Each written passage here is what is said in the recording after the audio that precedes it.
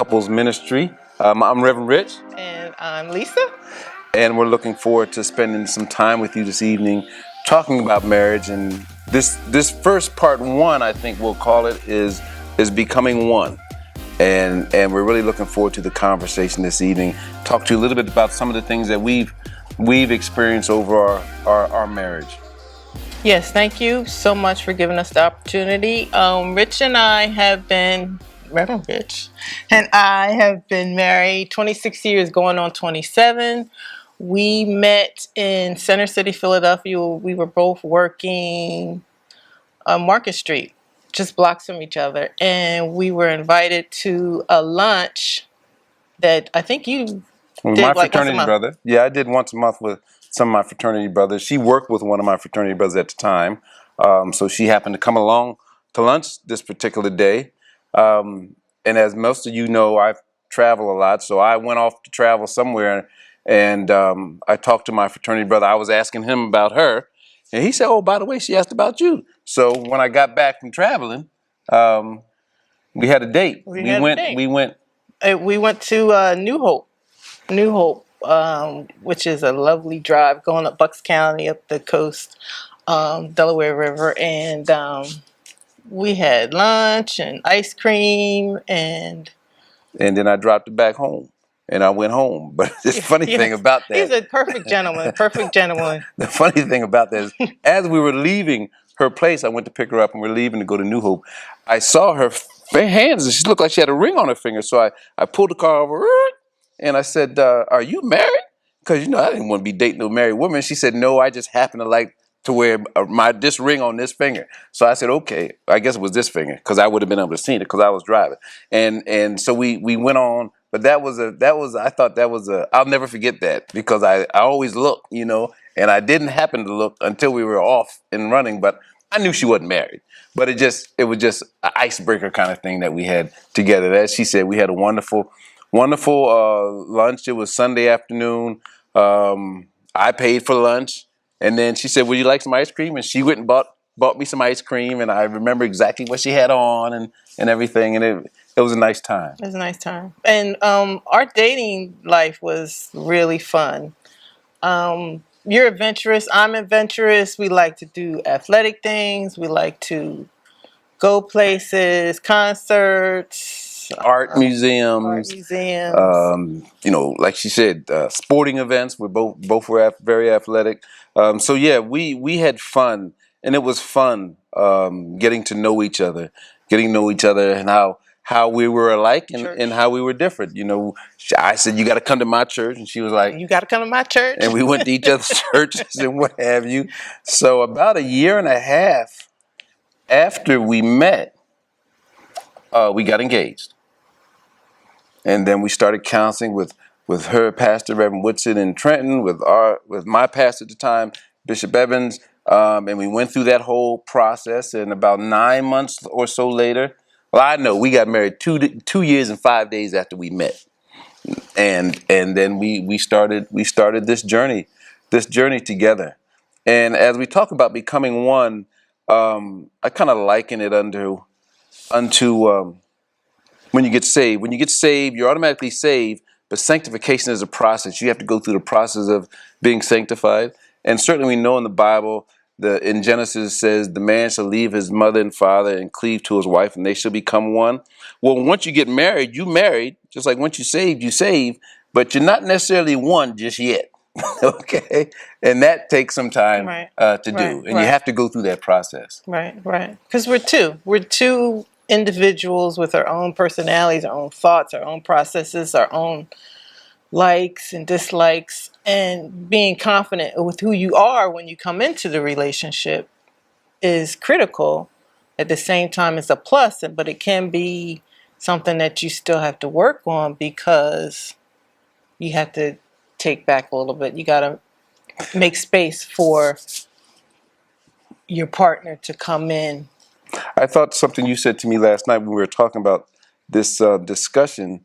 You said, it wasn't like Lisa needed me to be complete or I needed her to be complete. We were already complete. We just weren't married, right? So as we came together, there were those parts of ourselves that we had to now open up to compromise, to collaboration, to understanding each other, because we had been so complete for so long, doing our own thing and living, right, and had been successful at it. So that in and of itself was a process, and that's something that all married couples need to go through, and anybody that's married can say that those things you have to work through, and Right, it takes right, time to work through those things. right, right. And so sometimes some things that you think are different are still the same, if that makes sense. It does. You want to That give an we had to example? get no, okay.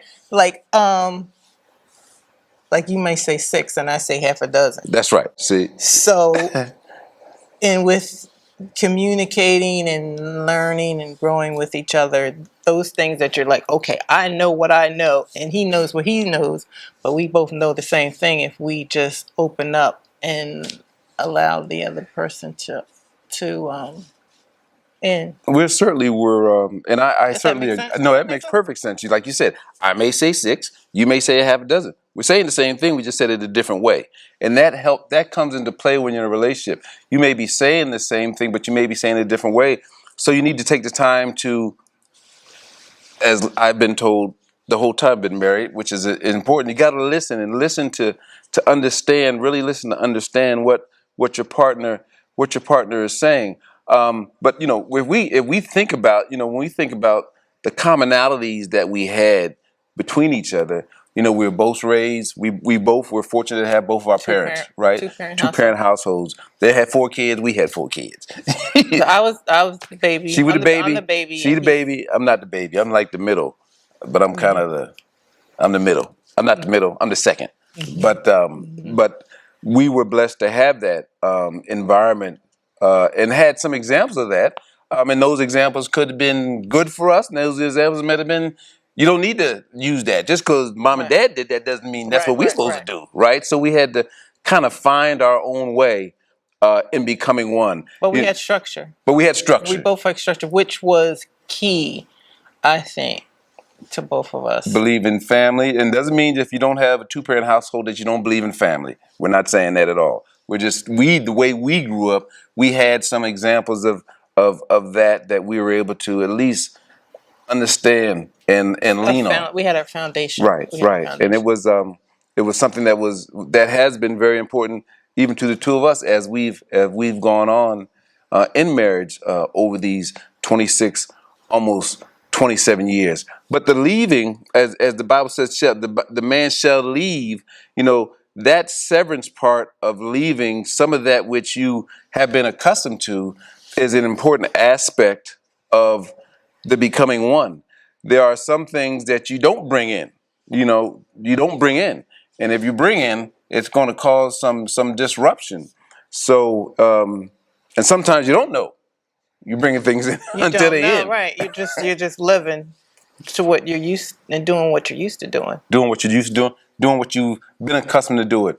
And when you have a couple folks that have been able to be self-sufficient, take care of themselves, you have to take the time to really learn the person, which is why it was so important that we took those times. We were dating and was courting. We were doing things that helped us to learn about each other. Yeah, and to develop experiences. We're going to talk about transitions in part 2, and that was a part of our growth also.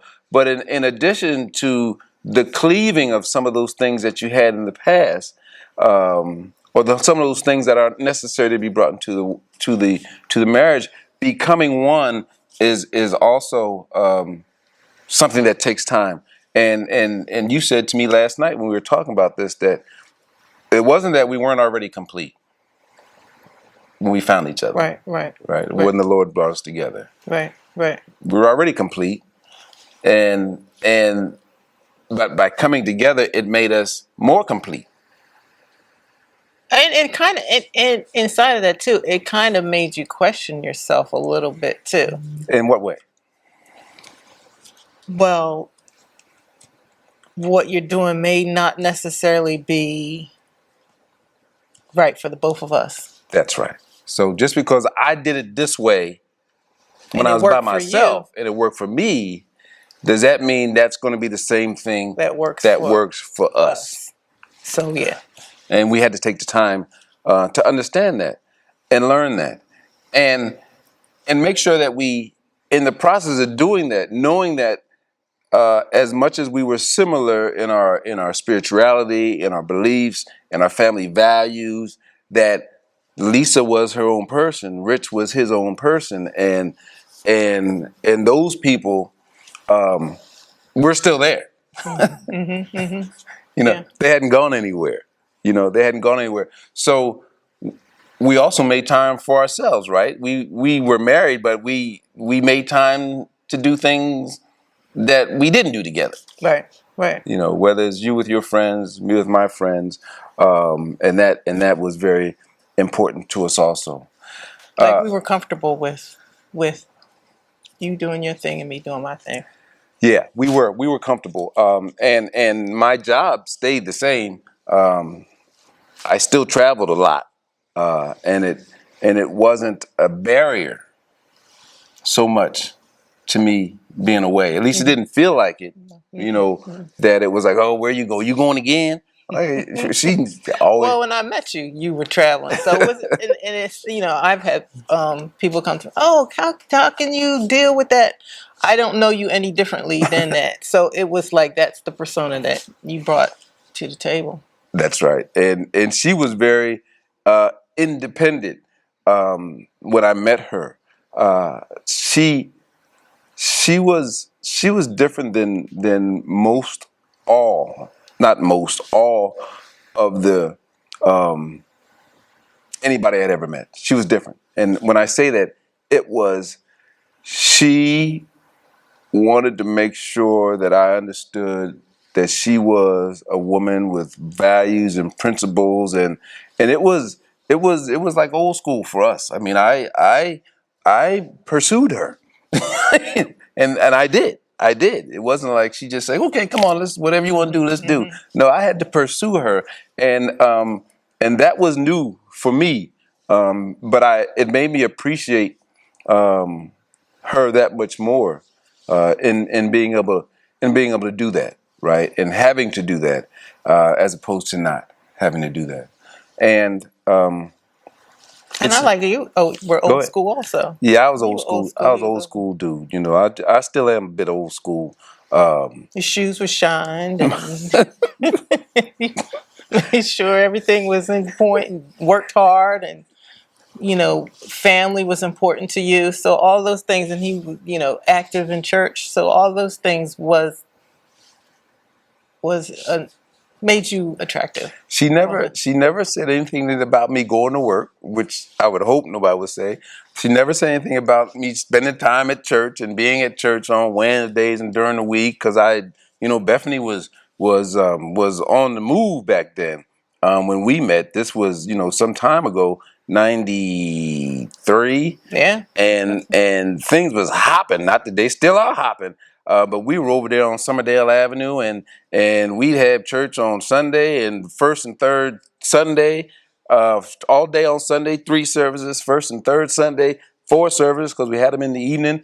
Certainly we had communion and we had praise and worship on the third Sunday, and then during the week, it was popping. So she never said, well, why are you always down at the church?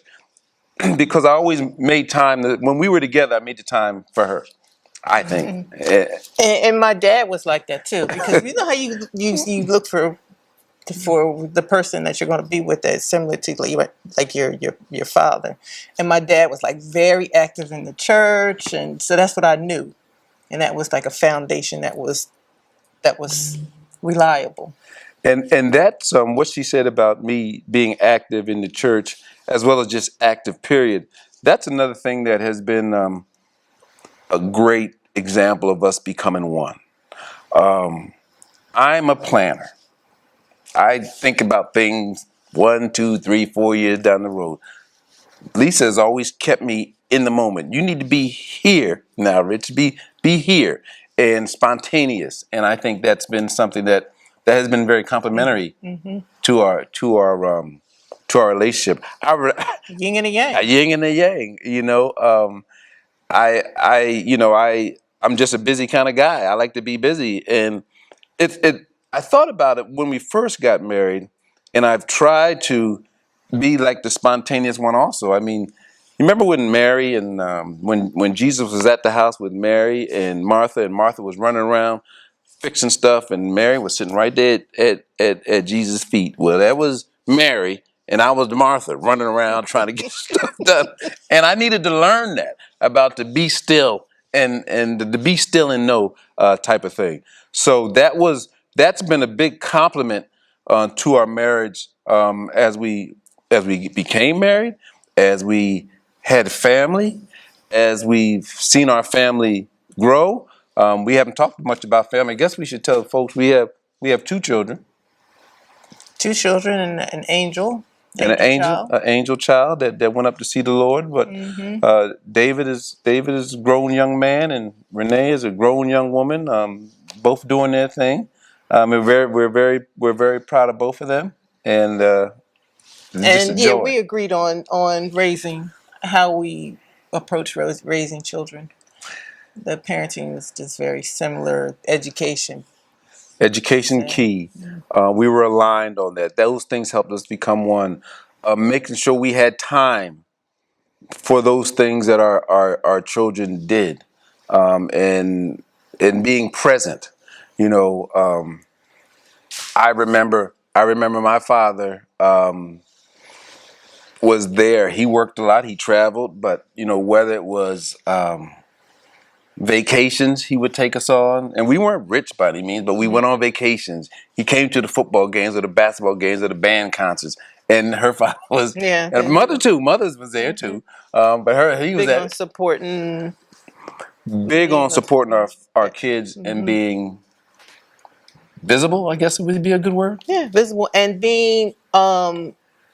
Both of us think were raised on being active and being participants in life and exploring and doing new things. And I think that we both agreed on that for raising the kids. Try something. Do something new. Learn something. Step on out. Get outside of your comfort zone. Get outside of your comfort zone. I think that's key. And that was part of, I think, the becoming one also. That I had to sit back and look at really post-marriage, because we all know pre-marriage you're getting to know each other, you're in this courtship, all the beautiful things about you are on full display, right? And then as you get married, we all have, nobody's perfect, no relationship is perfect, and you have to be able to sit back and look at those things and figure out how to work your way through them, so to speak. And some folks do and some folks don't, but as the word says in Matthew 2:10-9, or Mark 10:6, that what God has brought together, let no man put asunder. We've had and continue to have a commitment to the union that was ordained under God, right? We live in this microwave society, right, where people just change and go and move on and do things. We've had that commitment through it all, and I think it's been very helpful to us. So I know we've only been talking for about 19 minutes or 20 minutes or so, and this is kind of the first installment in our discussion. We're going to come back with a part 2. So if you see us dressed the same for part 2, it's because we're going to do part 2 right now. But we hope that the one-on-one, becoming one discussion has gave you some insight to some of the things we've done. And trust that you'll stay with us for part 2 as we talk about transitions. Yeah. Amen. Thank you. Thank you, Lisa.